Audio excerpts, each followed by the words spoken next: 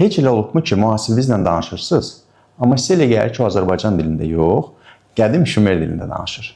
O sizə əmas, əvəzləşdirmə, debitor borçlar deyir. Sizin isə beyninizdə tək bir sual var.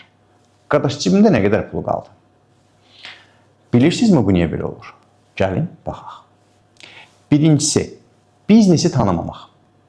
Restoran, tikinti şirkəti, istehsal müəssisəsi eyni qayda ilə işləmir.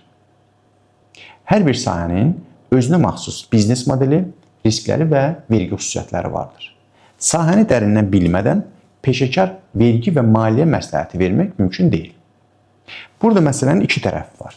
Birinci tərəfi mühasiblərə, ikinci tərəfi isə sahibkarlara aiddir. Təsəvvür edin ki, siz meyvə satışını topdan olaraq həyata keçirirsiniz. Və axşam mühasibiniz sizə yaxınlaşıb soruşur.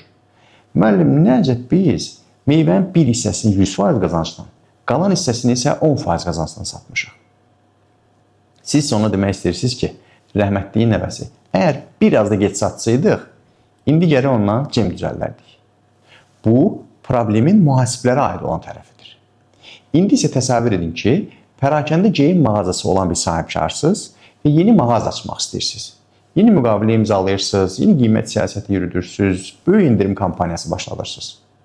Və bunların heç birini mühasibinizə əvvəlcədən demirsiniz. Ayın sonunda da sənədləri gətirib verirsiniz ki, zəhmət olmasa bunu sistemə işləyin. Bax, bu zaman peşəkar maliyyə və vergi məsləhəti almaq mümkün deyil. Bu isə problemin sahibkarlara aid olan tərəfidir. İkinci, fərqli baxış bucaqlara. Adətən sahibkarlar daha çox pul qazanmağa, daha çox gəlir götürməyə can atırlar. Bu zaman onları gözləyən risklərdən xəbərsiz olurlar. Peşəkar mühasiblər isə hər şeyi analiz etdikdən sonra qərar verirlər. Sadə bir misal. Təsəvvür edin ki, sahibkar hardansa çox ucuz və sərfəli bir mal tapır və qaça-qaça gəlir mühasibin yanına ki, bax, çox gözəl fürsətdir, dərhal bunu almalıyıq, çoxlu pul qazanacağıq. Mühasib də sənədlərə baxır, üzün turşularaq deyir ki, yox, olmaz, mal satan sənədləri qaydasında deyil. Böyük risklərimiz var, vergi gələr, bizə cərimə yazar. Əslində, burada kimisə qınamaq olmaz. Biznesdə əgər biri maşının qaz pedaldırsa, digəri təhlükəsizlik kəməridir. Maşının təhlükəsiz hərəkət etməsi üçün də hər ikisi vacibdir. 3. İş işdən keçdikdən sonra danışmaq. Bəzi sahibkarlar mühasibi yalnız problem çıxanda xatırlayırlar. Vergi bildirişi gəlir, cərimə gəlir, yoxlama başlayır, aləm qarışır bir-birinə. Bu bilirsinizmi nəyə oxşuyur? Eyni ilə maşının motorundan səs gələ-gələ onu idarə etməyə. Səs gəlir, ustaya getmirik. Maşının yağını vaxtında dəyişdirmirik. Axırda da maşını evakuatorun üstündə ustaya aparırıq. Bax, bəzi sahibkarlarla mühasiblər də belə edirlər.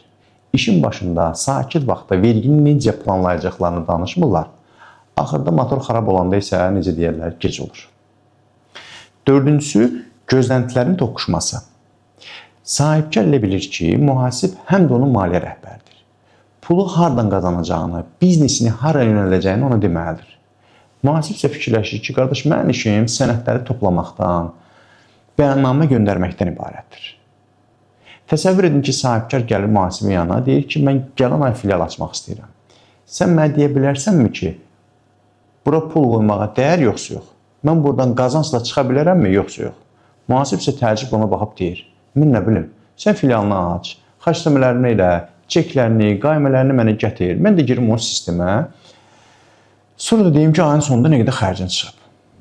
Rollar əvvəlcədən razılaşdırılmayanda hər iki tərəf narazı qalır. Nəticə isə çox sadədir. Bəzən sahibkar haqlıdır, bəzən mühasib. Amma burada əsas məsələ kimin haqlı, kimin haqsız olması deyil. Əsas məsələ ortaq dil tapmaq və biznesdə balansı qorumaqdır. Mühasib qanunları icra edən deyil, biznesin dilini anlayan tərəfdaş olmalı, sahibkar isə arxa cəbhəni peşəkarlara etibar edib, biznesinin böyüməsinə fokuslanmalıdır. Əgər siz də mühasibinizlə danışanda tərcüməçiyə ehtiyac duyursunuzsa, bizimlə əlaqə saxlayın. Biz yalnız bəyannamə göndərmirik. Biznesinizi tanıyır, risklərinizi müəyyən edir və sizin düzgün qərarlar vermənizə kömək edirik.